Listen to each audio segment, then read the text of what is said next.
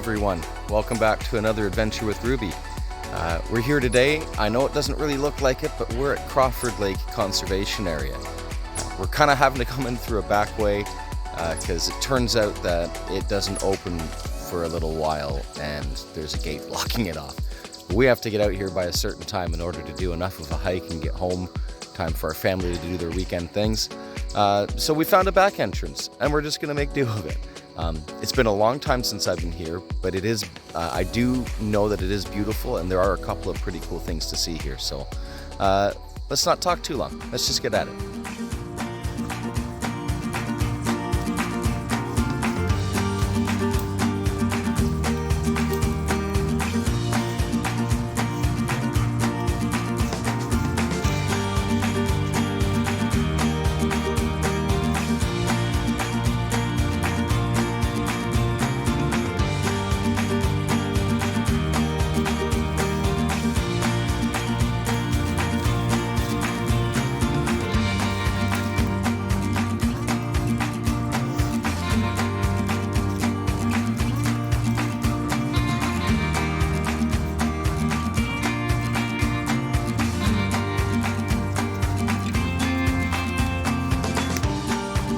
Funny, things are still so green in here.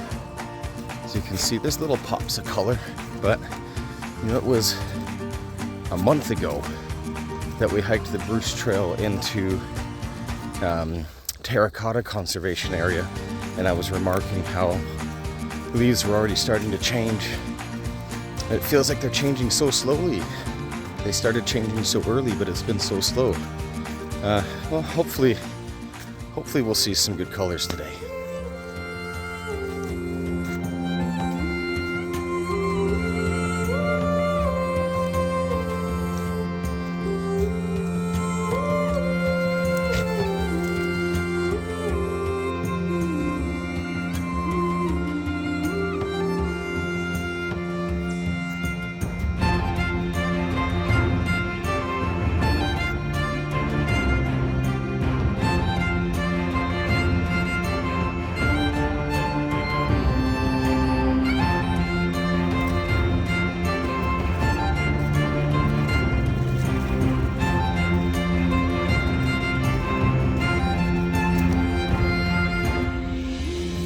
So we have hiked up the side of the Niagara Escarpment, and we're currently hiking along a ridge. And zoom in, you can kind of see a bit of a precipice there of the limestone cliff dropping down. Now it's a major and an important feature in our area, in the Toronto area. I live west of Toronto, and that's a major geologic feature. We've seen it a number of times already on our walks. We've seen it at Silver Creek.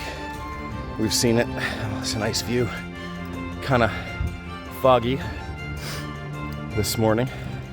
So yeah, we've seen it at Silver Creek. We've seen it at Limehouse. We've seen it,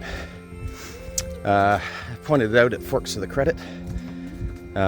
Yeah, that's something that we're gonna kind of see a lot in our area. And one of the next hikes I have planned for us is another area along the Niagara Escarpment, and hopefully we'll have some spectacular fall views there.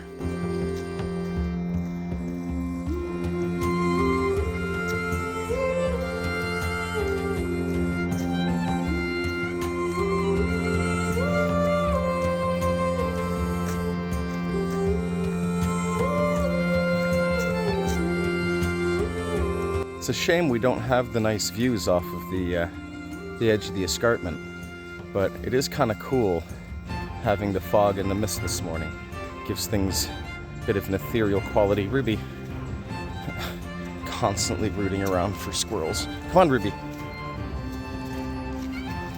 Let's go.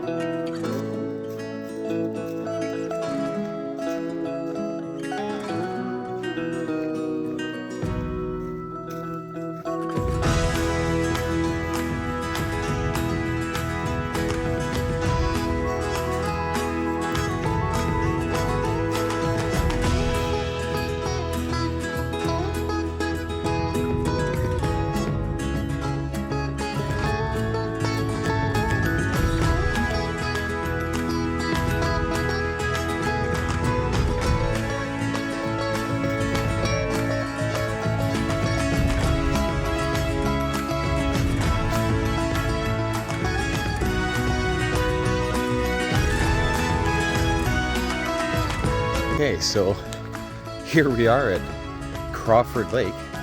This is the lake for which this conservation area is named after. You can't really see too much, it's so misty and foggy, which still kind of looks cool.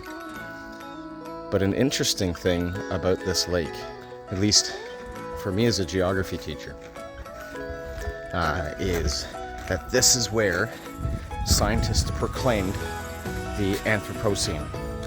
Now, what that means is that they declared a new geologic age in which they've determined that human actions have so altered the function of the natural systems that we have left the Homolocene and have entered the Anthropocene, the age in which the natural systems are dominated by the actions of man.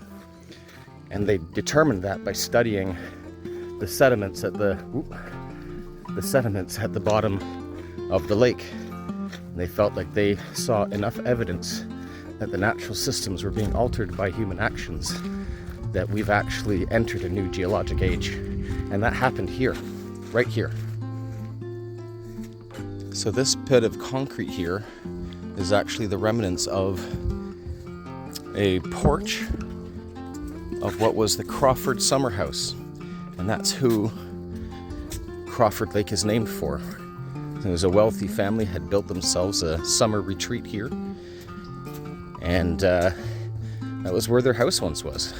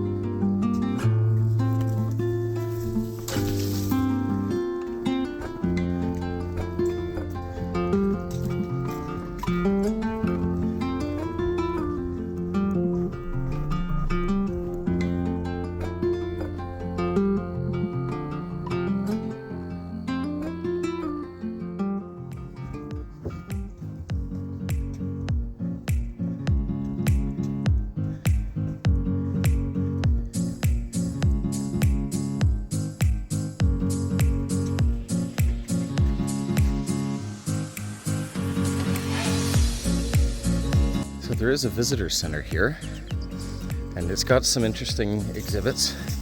Now, seeing as I have a dog, we're not going in there, but there is something else I want to show you.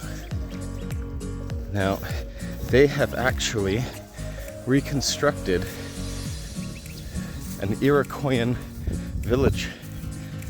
So the indigenous peoples that lived here were Iroquoian. So like the Iroquois, around here was the Neutrals. You had the Huron very close, the Wyandot. And these are reconstructed Iroquoian longhouses and bits of palisade that they would have had around their villages. And typically, you could actually go into these longhouses and they have exhibits and stuff in them. It doesn't look like they're open right now to go into, which kind of sucks. I really wanted to. I wanted to take you guys in there and show you. But I'm glad that I at least got to show you this much.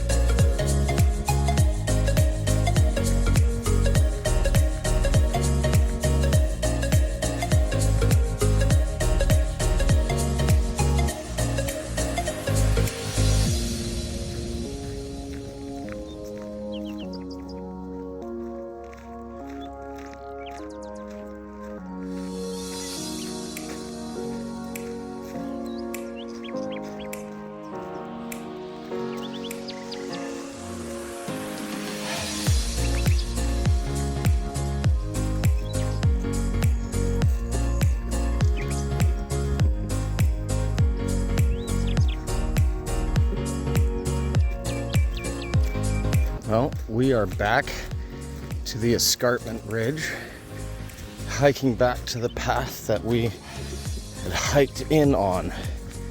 And to be honest, I'm kind of not looking forward to part of it.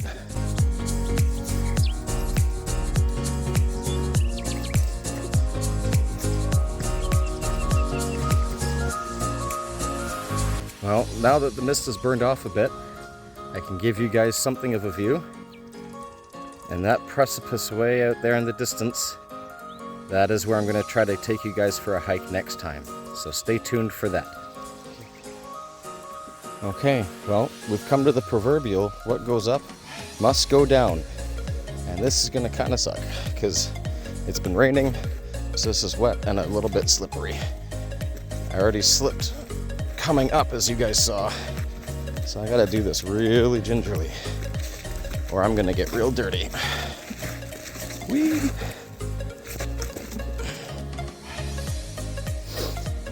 The rocks are almost the worst because they're wet and they're mossy, so they're slippery. I got mud on my shoes now. This is a really good way to roll an ankle or even break one. Where's Ruby? Ruby, where are you? Oh, there's the baby. There's the baby. Let's go. Well, we're back at the car now. Ruby's a very happy, very messy doggy. So we're gonna get headed back home. Well, she's cleaning herself in the car. That's fantastic. So I'm gonna try to put a map up on the screen so you can see where we went. We hiked in from this cul-de-sac and up the side of the escarpment. We then hiked along the escarpment and turned in to Crawford Lake. We've hiked around the lake and then went up to the visitor center to see that Iroquoian village. And then we walked back out a different route further south on the escarpment and then walked back down the escarpment and out. So thanks for joining us on this adventure. Hope to see you on the next one. Take care.